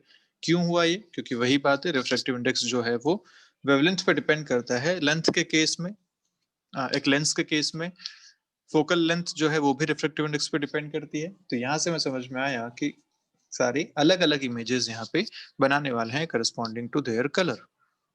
ठीक है। अब इसे तो आपने बोलते हैं ठीक है क्रोमेटिक अब्रेशन। अगर ये एक कॉन्वेक्स लेंस का केस है, जैसे यहाँ पे आपको दिख रहा है इस केस में, तो ये होता है पॉजिटिव एब्रेशन। ठीक है, दिस इज पॉजिटिव एब्रेशन। लेकिन ये अगर एक ऐसा by concave mirror concave lens होता, उस केस में अगर एब्रेशन देखो तो हम जानते हैं भैया कि जो रेज आएंगी वो यहाँ से डाइवर्ज होती हैं, डाइवर्ज होंगी तो पीछे की तरफ मिलते हुए दिखेंगी। अब फोकल लेंथ फिर से हमें पता है कि रेड की सबसे ज्यादा है, तो जो इमेज बनेगी रेड की करस्पॉन्डिंग वो सबसे दूर यहाँ बनेगी, और वॉयलेट के करस्पॉन्डिंग वो यहाँ बनेगी, बाकी सारे कलर इसके बीच में अपनी इमेज बनाएंगे। तो ऐसे डिफरेंट इमेजेस आपको मिलती हैं एक ही ऑब्जेक्ट की इन डिफरेंट कलर्स, इसे बोला जाता है क्रोमेटिक एब्रेशन। और जब ये इस केस में है तो ये होता है नेगेटिव एब्रेशन। क्या होता है ये? Negative aberration. अब सोचो कि अगर मैं कोई ऐसा कॉम्बिनेशन बना दूं इन दोनों लेंसेज का कि इसमें एब्रेशन जीरो हो जाए, नेट एब्रेशन जीरो हो जाए, क्या ऐसा पॉसिबल है? यस, क्योंकि एक से पॉजिटिव एब्रेशन है, दूसरे से नेगेटिव एब्रेशन है। अगर मैं कॉम्बिनेशन ऐसा बनाता हूँ जिनसे नेट एब्रेशन जीरो होता है, तो ऐसे कॉम्बिनेशन को कहते हैं अक्रोमेटिक एब्रेशन। ठीक है, अक्रोमेटिक कॉम्बिनेशन। ऐसे कॉम्बिनेशन को क्या बोलेंगे? Achromatic combination. तो अगर ऐसा एक कॉम्बिनेशन बनाया जाए तो लेट्स से मैं यहाँ पे एक डायग्राम बनाता हूँ। एक लेंस आपने ये ले लिया और उसके करस्पॉन्डिंग एक लेंस आपने यहाँ पे ये ले लिया। दो लेंसेज आपने यहाँ पे बना रखे हैं। ठीक है, अब इन दो लेंसेज को बोलेंगे अक्रोमेटिक कॉम्बिनेशन। किस केस में? जब यहाँ से एब्रेशन कितना हो जाए? जीरो। Achromatic combination. ठीक है, इस पे जो व्हाइट लाइट आएगी वो फाइनली कैसे चली जाएगी? वो एक ही पॉइंट पे पूरी की पूरी मिल जाएगी। यहाँ पे डिफरेंट कलर्स के करस्पॉन्डिंग कोई इमेज नहीं मिलेगी। तो फोकल लेंथ पे मिलनी चाहिए, क्योंकि लाइट पैरेलल आ रही है, और इसका इक्विवेलेंट फोकल लेंथ यहाँ पे हम लिख सकते हैं। दो के हमने फोकल लेंथ अभी इक्विवेलेंट लिखा था, अगर इसका फोकल लेंथ f1 है, इसकी फोकल लेंथ f2 है, तो लिखा जाता है 1/f equivalent equal to 1/f1 plus 1/f2। अब कैसे निकाला जाए ये सारी चीजें? तो मैं क्या करता हूँ, हमने डिस्पर्सिव पावर की बात भी करी थी, ओमेगा। रिमेंबर क्या लिखा था प्रिज्म के केस में? डिस्पर्सिव पावर ओमेगा, वो लिखा था NV minus NR by NY minus 1। Remember? और एवरेज के केस में क्या लिखा था? येलो कलर के करस्पॉन्डिंग एवरेज लिया था। तो ऐसी ही कुछ बातें मैं यहाँ भी करने वाले हैं, तो उस केस में अपन जल्दी से बात करते हैं। अगर हमें chromatic aberration sorry achromatic combination चाहिए, तो पहले अगर मैं वॉयलेट के करस्पॉन्डिंग फोकल लेंथ लिखूं तो क्या लिख सकता हूँ? n corresponding to violet minus one, one by R one minus one by R two, ये एक लेंस के लिए हो जाएगा। अगर मैं रेड के करस्पॉन्डिंग लिखूं तो क्या लिख सकता हूँ? n red minus one, one by R one minus one by R two, ये रेड के करस्पॉन्डिंग हो जाएगा। ठीक है, अगर मैं दोनों को सब्ट्रैक्ट करता हूँ, वन माइनस टू करूँ, तो मुझे क्या मिलेगा? One by F V minus one by F R is equal to N V minus N R into one by R one minus one by R two. Clear है? अब मैं क्या करता हूँ, इसको मल्टीप्लाई और डिवाइड करता हूँ इधर म्यू वाई माइनस वन से या एन वाई माइनस वन से, और इस तरफ इसका एलसीएम अगर लेता हूँ तो बनता है एफ वी एफ आर, यहाँ आ जाएगा F R minus F V, ये आ जाएगा आपके पास। इधर मैंने इसको मल्टीप्लाई डिवाइड कर दिया एन वाई माइनस वन से, तो N V minus N R by N Y minus one into N Y minus one, one by R one minus one by R two, ये कर दिया। ठीक है, इससे क्या हुआ कि यहाँ पे अपने को जो चीजें मिली, इसमें अपन कुछ कुछ बातें लिखते हैं। जैसे एक बात मैं लिख सकता हूँ कि जो F V into F R है, बेसिकली ये focal length corresponding to violet, focal length corresponding to red है। इसे मैं लिख सकता हूँ this is approximately equal to F one का स्क्वायर। अगर लेंस वन की बात करें, फोकल लेंथ उसकी एफ वन थी, तो this is equivalent to F one square, क्योंकि आप अगर रेड और वॉयलेट के करस्पॉन्डिंग लेते हैं फोकल लेंथ, तो मान लीजिए इसकी फोकल लेंथ एफ वन है, वो यहाँ बनती है, तो रेड की जो फोकल लेंथ आएगी वो थोड़ी सी इससे ज्यादा आती है, यहाँ पे वॉयलेट की यहाँ पे आती है। तो इस केस में अगर आप इन दोनों को मल्टीप्लाई करते हैं तो बेसिकली ये somewhat is equivalent to F one आता है, एफ वन का स्क्वायर, तो मैं इसको एफ वन स्क्वायर लिख सकता हूँ। अच्छा, F R minus F V जो है, मैं उसको करस्पॉन्डिंग टू मान सकता हूँ डी एफ। क्यों ऐसा? क्योंकि इन दोनों का जो डिफरेंस आता है वो बहुत छोटा सा आता है, करस्पॉन्डिंग टू फोकल लेंथ इनका जो डिफरेंस है वो बहुत कम है, तो इसको मैंने डी एफ मान लिया। तो बेसिकली ये जो इक्वेशन आपके पास लिखी हुई है, ये क्या लिखी हुई है? D F by F one square is equal to, अच्छा ये क्या है? ये पूरी टर्म क्या है? दिस इज ओमेगा वन, है ना, dispersive power of this lens, तो this is omega one. And what is this? ये पूरी चीज क्या है? N minus one, one by R one minus one by R two, ये क्या होती है? फोकल वन बाय एफ, किसके करस्पॉन्डिंग है? येलो के करस्पॉन्डिंग है, तो ये पूरी टर्म लिखी हुई है वन बाय एफ वाई, तो यह हो जाएगा omega one by F Y के बराबर। क्लियर है बात? तो ऐसा आपके पास दोनों के करस्पॉन्डिंग आ गया। लेंस वन के करस्पॉन्डिंग ये रिलेशन बना है, ऐसा ही लेंस टू के करस्पॉन्डिंग भी ऐसा एक रिलेशन आपके पास मिल जाएगा। ठीक है, and what is F one? F one हम जानते हैं कि ये बेसिकली वाई के करस्पॉन्डिंग आता है। हमने मीन की बात करी थी हमेशा येलो कलर के करस्पॉन्डिंग, तो मैं इसको लिख सकता हूँ this is F Y square as well. Okay, अच्छा, अपने को पता है कॉम्बिनेशन जब बनाएंगे तो कैसा बनेगा? One by F equivalent is equal to one by F one plus one by F two. इसको अगर मैं डिफरेंशिएट करूं तो क्या मिल रहा है? Minus one by F equivalent का square into D F equivalent is equal to minus 1 by f1 square df1 minus 1 by f2 square df2। ये पूरी इक्वेशंस आपके पास बन रही हैं। अच्छा, अक्रोमेटिक कॉम्बिनेशन के लिए जो फोकल लेंथ में वेरिएशन है वो जीरो होना चाहिए। For achromatic combination focal length में वेरिएशन नहीं होना चाहिए, तभी तो सारी इमेजेस एक ही जगह बनेंगी। तो डी एफ इक्विवेलेंट जो है वो जीरो होना चाहिए। इसका मतलब ये जो पूरी टर्म आपने इस तरफ लिखी है ये टर्म जीरो होनी चाहिए। इसका मतलब क्या हो गया कि D F one by F one square should plus D F two by F two square is equal to zero. ये कॉम्बिनेशन आपके पास बनना चाहिए। And what is D F by F one square? Is omega one by F one.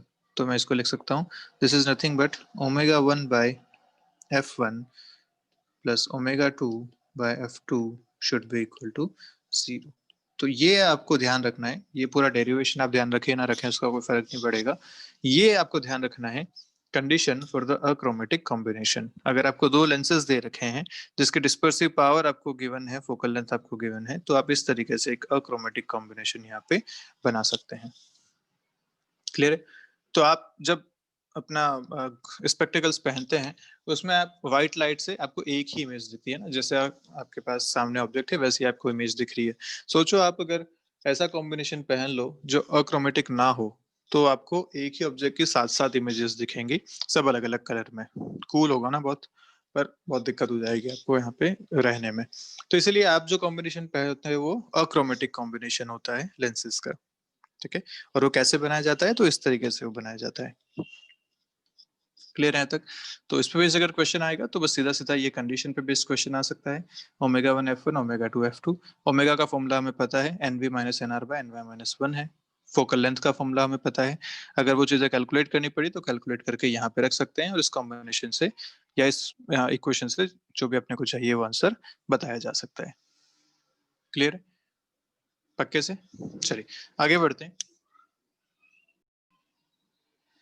चलिए बात करते हैं अपने नेक्स्ट टॉपिक की, which is optical instruments.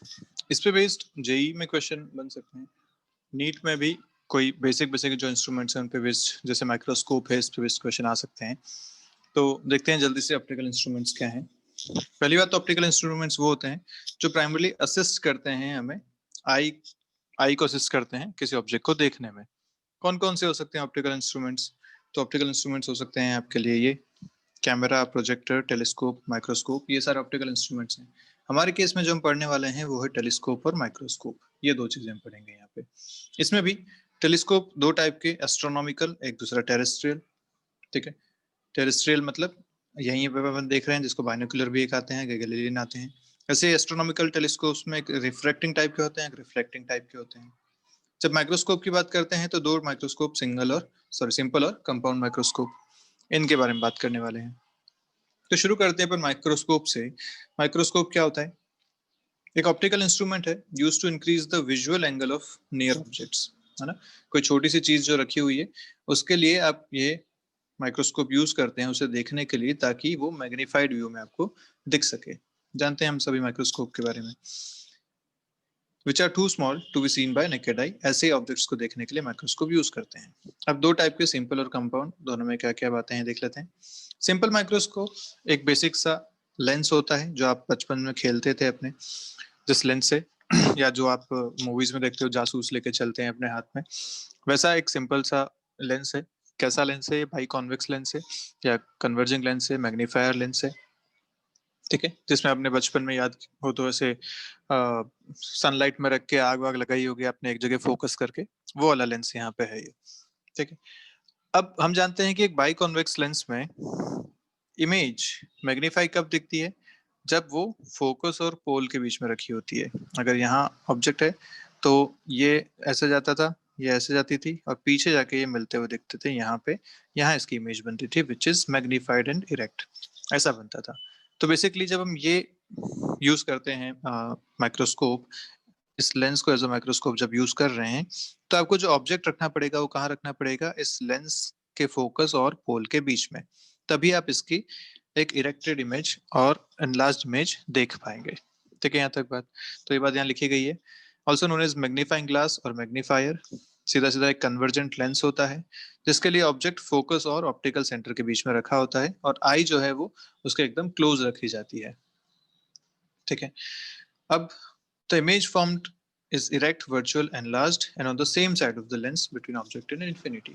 Clear है? ये बात तो हम सब जानते हैं। अब यहाँ पे कितना मैग्नीफाई कर रहा है इस बारे में अगर बात करें, तो देखिए ये जो ऑब्जेक्ट रखा हुआ है यहाँ पे, इमेज यहाँ बन रही है, ये एंगल अगर थीटा है जो कि प्रिंसिपल एक्सिस के साथ इस ऑब्जेक्ट का बनता है, ठीक है। तो जो एंगल ऑब्जेक्ट का है वही एंगल इमेज का भी बन रहा है यहाँ पे। तो अगर मैं टेन थीटा यहाँ पे लिखूंगा तो क्या लिखूंगा? Tan theta will be height of object by U, या फिर height of image by V, दोनों टेन थीटा मुझे दे देंगे। क्लियर है बात? दूसरी बात आती है थीटा नॉट की। थीटा नॉट क्या है? कि आपने अपनी आंखों को कहाँ रखा हुआ है ऑब्जेक्ट के रेफरेंस में, वो आपको बोलता है डी डिस्टेंस पे अगर आपकी आंखें हैं ऑब्जेक्ट से, तो ये बनेगा आपका theta naught which is height of object by D. Clear है?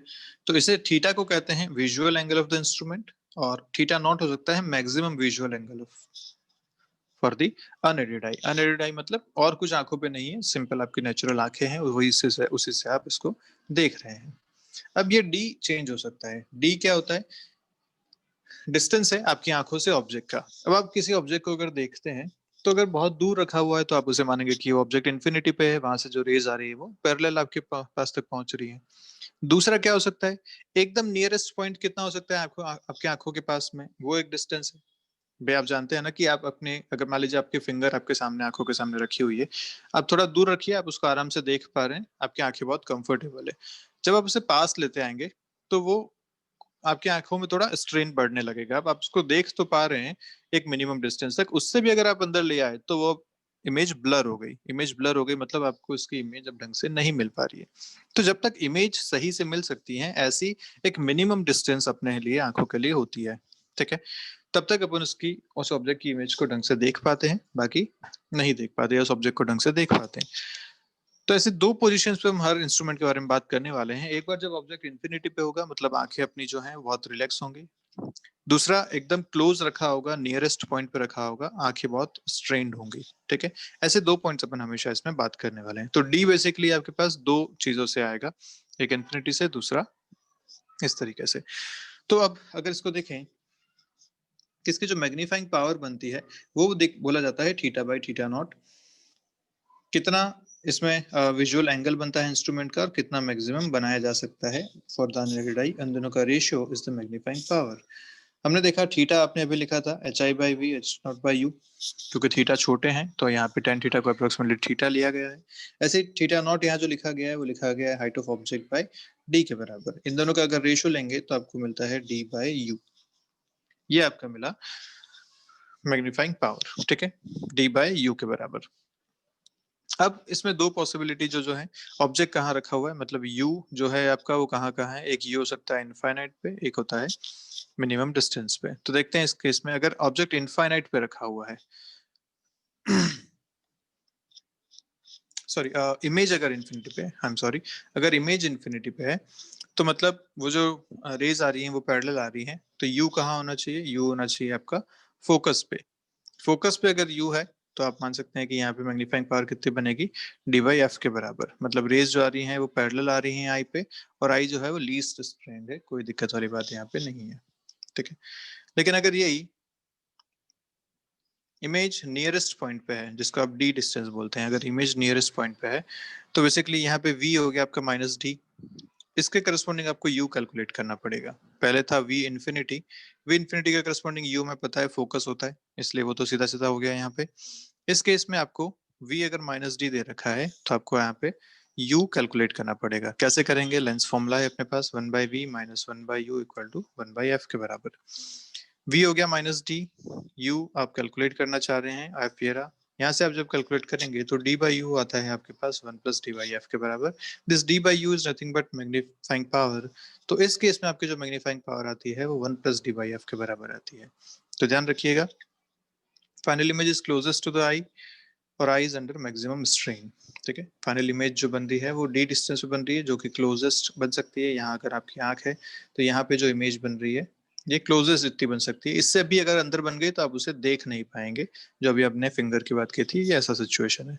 तो क्लोजेस्ट जो इमेज बन सकती है उसके लिए जो मैग्नीफाइंग पावर आएगी वो आएगी 1 प्लस डी बाई एफ के बराबर, ठीक है। जब इमेज इनफाइनाइट पे बन रही है, आप उसको आराम से देख रहे हैं लीस्ट स्ट्रेन के साथ, तो magnifying power D by F है, जो कि इससे कम है। इसलिए जब आप इसको बहुत ज्यादा बड़ा देखना चाहते हैं तो आपकी आंखों पे स्ट्रेन बहुत बढ़ जाता है, क्योंकि इस टाइम पे वो क्लोजेस्ट अप्रोच पे होती है, ठीक है। तो ये दोनों आपको फॉर्मूलाज याद रखने हैं फॉर सिंपल माइक्रोस्कोप। दो सिचुएशन, जब इमेज इंफिनिटी पे हो, दूसरा जब इमेज डी पे हो, इन दोनों केसेस में मैग्नीफाइंग पावर कितनी कितनी होंगी। क्लियर। ये कंडीशंस आपको ध्यान रखनी है, क्योंकि क्वेश्चन में आपको ऐसा बोल देते हैं कि eye is least strain and eye is under maximum strain. तो इस सिचुएशन में आपको ध्यान देना है कि लीस्ट स्ट्रेन मतलब जो इमेज है वो इन्फिनिटी पे है, मैक्सिमम स्ट्रेन मतलब जो इमेज बन रही है वो माइनस डी पे बन रही है। ये दो बातें आपको यहाँ से ध्यान रखनी पड़ेंगी, तभी आप सिचुएशन को इस तरीके से फॉर्मूला यूज कर पाएंगे, ठीक है। आगे बढ़ते हैं बात करते हैं कंपाउंड माइक्रोस्कोप की। कंपाउंड माइक्रोस्कोप वो है जो आप अपने लैब में देखते हैं। उसमें क्या बना होता है, दो लेंसेज होते हैं। एक जो ऑब्जेक्ट के पास रखा होता है, इसको बोलते हैं आप ऑब्जेक्टिव लेंस या फील्ड लेंस। दूसरा लेंस जो आपकी आंखों के पास होता है, जिसको आप बोलते हैं आई पीस या ऑक्यूलर। ऐसे दो लेंसेज से मिलके बनता है, ठीक है। तो अगर इसकी फोकल लेंथ एफ ओ है ऑब्जेक्टिव लेंस के लिए, और इसकी फोकल लेंथ एफ ई है आई पीस के लिए, ठीक है। यहाँ अगर ऑब्जेक्ट रखा हुआ है तो this is you for this lens, हमें क्या करना है कि दो लेंसेज रखे हुए हैं, इन दोनों से मिलकर इमेज बनानी है। ऐसा ही अपना सिचुएशन है यहाँ पे, और इनके बीच की जो डिस्टेंस है वो वेरी की जा सकती है। ये जो एल है ये आप वेरी कर सकते हैं लेंस में, वो माइक्रोस्कोप में ऐसा अरेंजमेंट होता है कि आप उस जो बैरल है उस बैरल की लेंथ को आप चेंज कर सकते हैं, मतलब इन दोनों के बीच का डिस्टेंस चेंज हो सकता है, ठीक है। अब मान लीजिए इसके लिए अगर ये यू है, एफ नॉट इसका यहाँ पे है, तो इससे जो इमेज बनती है वो बनती है यहाँ पे, ठीक है। इस लेंस से जो इमेज बन रही है फाइनली वो यहाँ पे कहीं बन रही है। अगर ऐसा है तो अब ये जो इमेज बनी ये इस लेंस के लिए ऑब्जेक्ट का काम करेगी, तो अब this image is equal to object length for this. ये कैसे कैलकुलेट कर सकते हो? तो भैया अगर हमें ये एल पता है पूरा, इसमें से ये वी अगर पता चल गया तो ये यू पता चल जाएगा। तो अब इस लेंस के लिए मुझे यू पता है, इससे मुझे इमेज बनानी है। इससे जो इमेज बनेगी मान लीजिए वो यहाँ कहीं बनी, तो ये इसका आपका आ गया वीई। आपको करना क्या है बेसिकली, दोनों लेंसेज से अपने को लेंस फॉर्मूला यूज करना है और इक्वेशंस निकालनी है। वही बातें हैं दोनों केसेस में, ठीक है। अब यहाँ पे भी अगर हम मैग्नीफाई पावर लिखना चाहें तो मैग्नीफाइंग पावर कैसे लिख सकते हैं? वही फॉर्मूला है थीटा बाई थीटा नॉट का। थीटा क्या है यहाँ पे? Height of the image by कितना आई पीस से वो दूर था, ये इसका थीटा नॉट हो जाएगा। क्योंकि आप इस लेंस से देख पा रहे हैं, इस लेंस से देख रहे हैं, तो ये आपका यू ई है और ये आपका हाइट ऑफ इमेज बन रही है कि कितनी डिस्टेंस पे आपका ऑब्जेक्ट था और उससे कितनी लेंथ पे आप कितनी इसकी इमेज की हाइट बनी, ये आपका हो गया थीटा। ऐसे आप थीटा नॉट लिखेंगे तो लिखेंगे एच नॉट बाई डी के बराबर। एच नॉट बाई डी ये था कि ऑब्जेक्ट किस लेंथ का है और आपने जो अपनी आंखें रखी हुई हैं वो इस इमेज से कितनी दूर पे रखी हुई है, डी अपने जो मिनिमम डिस्टेंस है वो। यहाँ पे आपकी बात आ जाएगी H I by H U into D by H not, जो हमने सिंपल माइक्रोस्कोप के केस में भी पढ़ा था, ऐसा एक फॉर्मूला वहां भी बन रहा था। यहाँ पे जो फाइनल फॉर्मूला बनता है बनता है ये H I by H not into D by U ई। अब अगर ऑब्जेक्टिव के लिए बात करें तो ऑब्जेक्टिव के केस में, ऑब्जेक्टिव लेंस मतलब ये वाला लेंस, इस केस में अगर मैं वी और यू का रेशियो देखना चाहूँ तो उसे मैग्नीफाइंग पावर कहते हैं, यही होता है H I by H naught के बराबर, which is minus V by U. तो मैग्नीफाइंग पावर के केस में अगर यहाँ पे मैं इस फॉर्मूला को पुट करता हूँ H I by H naught equal to minus V by U को, तो कितना आता है? Magnifying power is minus V by U D by U E. This is the magnifying power for this magnifying power for the compound microscope, ठीक है। यहाँ तक सारी बातें। यहाँ पे यू ई क्या है? यू ई था आई पीस वाला और ये वी है, बेसिकली म्यू नहीं है, ये यू ई और ये वी है। तो ये एल के बराबर था जो हमने पहले ही बोला था, this V plus U is equal to L, यहाँ पे लिखा हुआ है, ठीक है। अब इस मैग्नीफाइंग जो फॉर्मूला आपको बना है, ये फॉर्मूलाज आपको हमेशा याद रखने हैं इन केसेस में, ये बात ध्यान रखिएगा। सारे फॉर्मूलाज आप एक लिस्ट बना लीजिए और उसको एकदम रट लीजिए बिल्कुल, यही सबसे अच्छा तरीका है इन क्वेश्चंस को सॉल्व करने का, वरना आप बहुत कंफ्यूज हो जाएंगे। क्योंकि बहुत क्वेश्चन लेंदी हो जाएंगे। दो लेंसेज हैं, इनसे आप बीच की लेंथ आपको दे रखी है, दोनों के सेपरेशन दे रखा है, वहां से आप यू और वी जब कैलकुलेट करेंगे तो बहुत कंफ्यूजन में आ जाएंगे। इसीलिए सबसे अच्छा तरीका इन फॉर्मूलाज को आप याद रख लीजिए, वही है। तो इस magnifying power for compound microscope बनता है ये। अब फिर से अपने पास दो केसेस, एक जब इमेज इन्फिनिटी पे बन रही है, दूसरा जब इमेज नियर पॉइंट पे बन रही है। तो जब इमेज इन्फिनिटी पे बनती है मतलब यू ई जो है वो एफ ई के बराबर हो जाएगा, क्योंकि आप आई पीस वाले लेंस की बात करते हैं। इमेज अगर इन्फिनिटी पे है मतलब ऑब्जेक्ट कहाँ रखा होगा? फोकल लेंथ पे रखा होगा। तो यू ई आपका हो गया एफ ई के बराबर। फॉर्मूला में अगर पुट करें, फॉर्मूला आपका था ये, यू ई की जगह एफ पुट करेंगे तो फाइनल आंसर जो आपको मिलेगा वो ये मिलेगा, जहाँ पे एल जो है वो यू प्लस एफ ई के बराबर हो जाएगा। क्लियर है बात? ऐसे ही अगर आप नियर पॉइंट की बात करते हैं, या आप यहाँ पे जो इमेज बनाते हैं वो डी पे बनाते हैं, अगर इमेज डी पे बनाते हैं तो अपने को यहाँ यू कैलकुलेट करना पड़ेगा। यहाँ से यू कैसे कैलकुलेट करेंगे? लेंस फॉर्मूला से जो आपको यू मिलता है वो ये मिलता है। जब आप फाइनली इसमें पुट करेंगे तो आपको जो आंसर मिल रहा है वो बनेगा magnifying formula is this, magnifying power is this. Clear है? और एल क्या था आपका? यू ई प्लस वी के बराबर। यू ई आपने अभी कैलकुलेट किया, उसको यहाँ पे पुट कर दिया, तो एल आपका हो जाएगा यहाँ पे ये। क्लियर? तो बेसिकली आपको इन दो लेंसेज से खेलना है। एक का अगर यहाँ पे आप मानते हैं कि ऑब्जेक्ट रखा हुआ है, this is you for the objective, इससे जो इमेज बनेगी वो मान लीजिए बन रही है यहाँ पे। इमेज जो यहाँ पे बनी वो अब इसके लिए ऑब्जेक्ट का काम कर रही है, तो दिस इज यू। ये फाइनल इमेज बन रही है यहाँ पे, तो this will be the V E. ये सारी सिचुएशंस आपके पास हैं। अब आपको इस वीई पे कंडीशंस लगानी है कि जो वीई है वो इन्फिनिटी है या वीई जो है वो डी के बराबर है। उसके हिसाब से आपकी ये दो कंडीशंस यहाँ पे बनती हैं। अगर वीई इन्फिनिटी है, इसका मतलब ये जो ऑब्जेक्ट रखा गया था ये कहाँ रखा गया होगा, ये फोकस पे रखा गया होगा। तो आपने सीधा सीधा बोला कि इसका मतलब यूई जो है वो एफ ई के बराबर है। उस केस में आपने ये बता दिया। और अगर यूई एफ ई के बराबर है तो हम देख पा रहे हैं कि यहाँ पे जो एल बन रहा है वो कितना बन रहा है, this L will be equal to V naught plus F E के बराबर। तो यहाँ पे आप लिख सकते हैं this will be V plus F E. ऐसा ऐसे ही जब सेकंड केस आपने देखा कि वी ई डी के बराबर हो गया, उस केस में जो आपने यू कैलकुलेट किया तो आपको यू मिला यहाँ से ये 1/u ही आपको मिल गया। ये इस केस में आपने u निकाल लिया, u ही वॉज यहाँ से मिल गया आपको जो फॉर्मूला बन रहा था। ठीक है, इस केस में अगर आप मैग्नीफाइंग फॉर्मूला लिखते हैं तो फॉर्मूला तो इस तरीके से आ जाएगा। और एल इस बार लिखना चाहते हैं तो एल क्या हो जाएगा, वी नॉट प्लस यू के बराबर या वी प्लस यू जिसको आप कह रहे हैं, तो वी प्लस यू ये आपने यहाँ से पुट कर दिया। ठीक है, तो बेसिकली इन दो लेंसेज से आपको हमेशा खेलना है। कंडीशन दो है, जो फाइनल इमेज बनती है फाइनल लेंस के साथ वो कहाँ पे रखी हुई है, इन्फिनिटी पे या डी पे। उन दो कंडीशंस में आप अपने आप क्वेश्चंस को सॉल्व करते हैं। ठीक है, तो ज्यादा अच्छा तरीका है, आप ये फॉर्मूला याद रखिए, magnifying power for this compound lens is given by this. Clear है अच्छे से? चलिए आगे बढ़ते हैं। इसी में आपको दो चीजें दे रखी हैं। अगर जो u है वो एफ नॉट के बराबर हो जाए अप्रोक्सीमेटली तो क्या होगा, अगर u एफ नॉट के बराबर है तो ये जो l हो जाएगा वो अप्रोक्सीमेटली v के बराबर हो जाएगा। और इस केस में आप मैग्नीफाइंग पावर अगर फॉर्मूला में पुट करेंगे तो अप्रोक्सीमेटली ऐसा आ जाएगा। तो आप ये कंडीशंस भी साथ में याद रखेंगे। पॉइंट्स अगर देखें, मैग्नीफाइंग पावर अगर नेगेटिव आती है इसका मतलब the image is seen in a microscope is always truly inverted. क्योंकि मैग्नीफाइंग पावर अगर नेगेटिव है तो इमेज इन्वर्टेड बनेगी।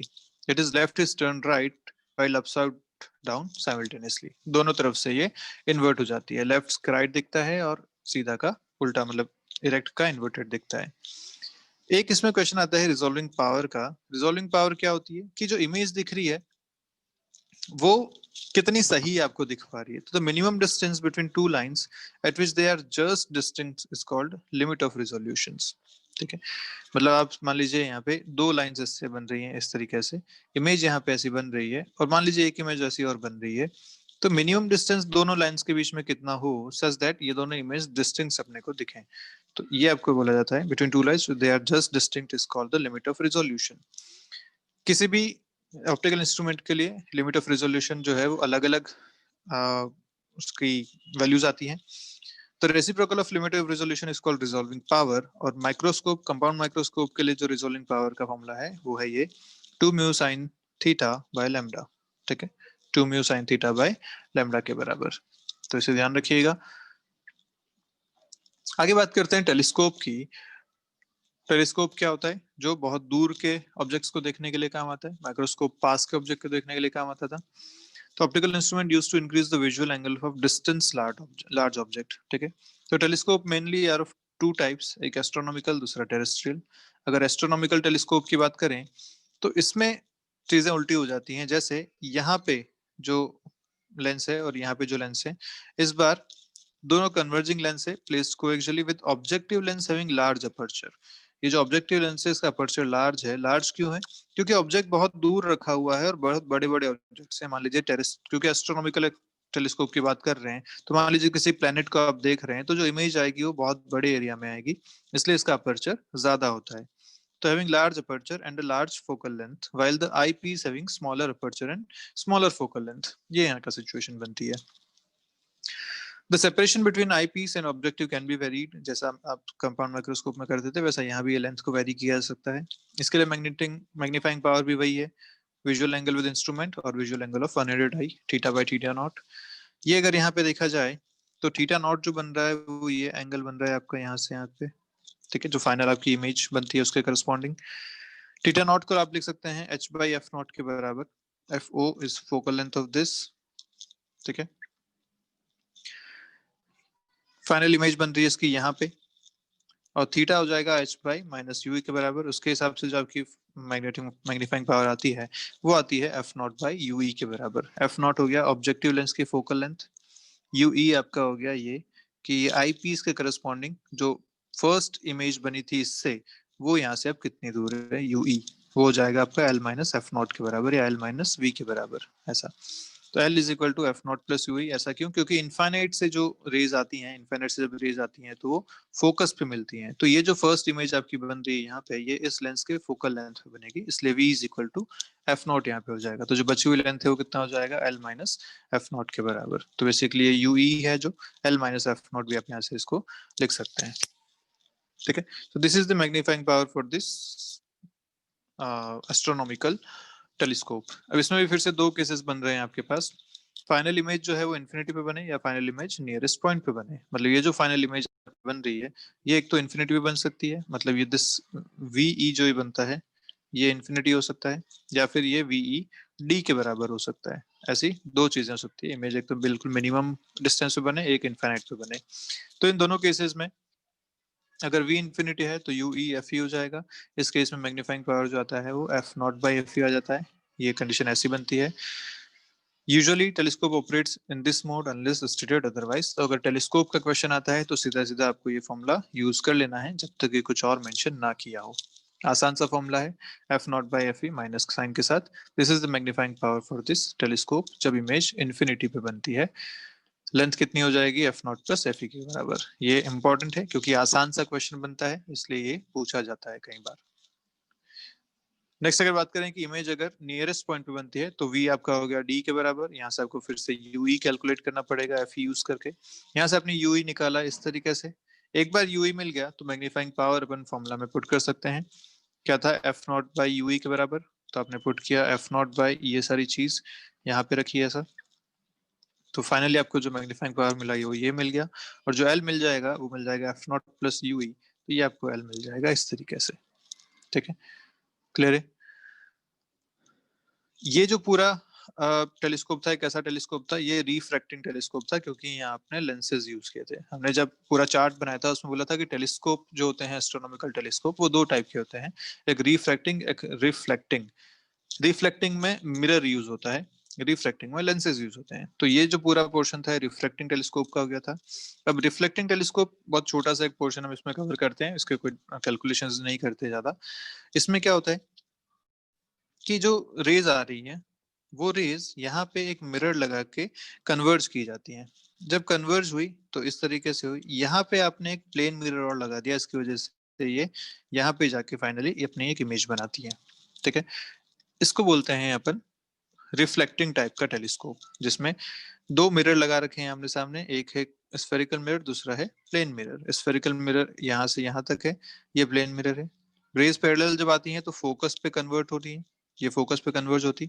आपने बीच में एक प्लेन मिरर लगा दिया, उसकी वजह से यहाँ से ये रिफ्लेक्ट होके अंदर गई और यहाँ पे अपने फाइनल इमेज बना दी, ठीक है। तो the field lens of the refracting telescope is replaced by a converging mirror, then the telescope becomes a reflecting one, ठीक है। इसके लिए मैग्नीफाइंग फॉर्मूला जो होता है वो यही होता है, F naught by F E के बराबर, ठीक है। तो जो फर्स्ट लेंस आपने इसमें यूज किया था यहाँ पे, इस लेंस को अगर आप इस सिस्टम से सब्स्टिट्यूट कर दें जो आपने यहाँ बना रखा है इस सिस्टम से, तो ये हो जाएगा एक रिफ्लेक्टिंग टाइप का telescope.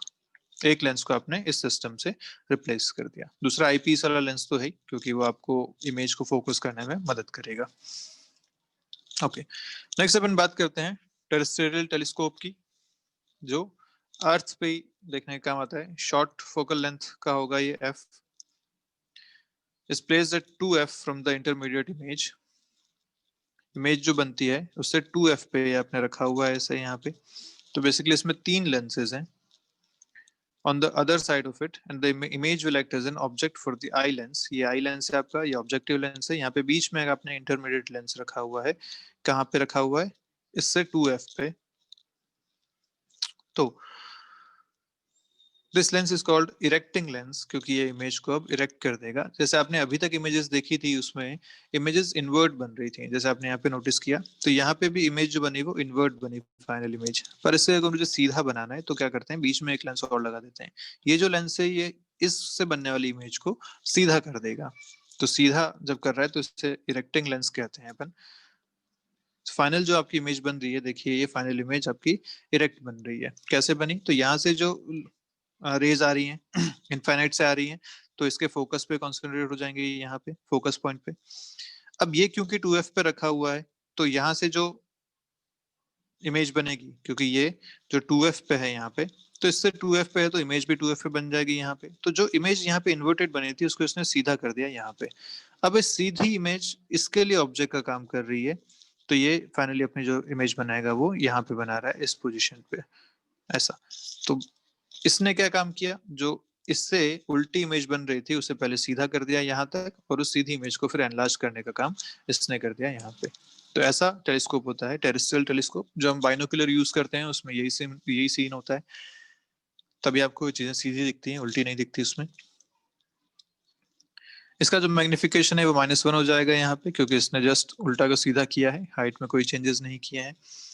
Length of the telescope for relaxed eye ये आता है ऐसा और ऐसा, सीधे सीधे फॉर्मूलाज आपको यहाँ पे भी याद रखने हैं। क्लियर बात? लेंथ टोटल कितनी हो जाएगी, f0 fe और 4f के बराबर, ये आपकी टोटल लेंथ हो जाएगी इसमें। और मैग्नीफाइंग पावर जो आती है वो आती है f0 बाई fe के बराबर, जो अपने अभी सेलेस्टियल टेलीस्कोप के लिए भी बात की थी। ठीक है, यहाँ तक एस्ट्रोनॉमिकल टेलीस्कोप के लिए भी यही देखा था। क्लियर है?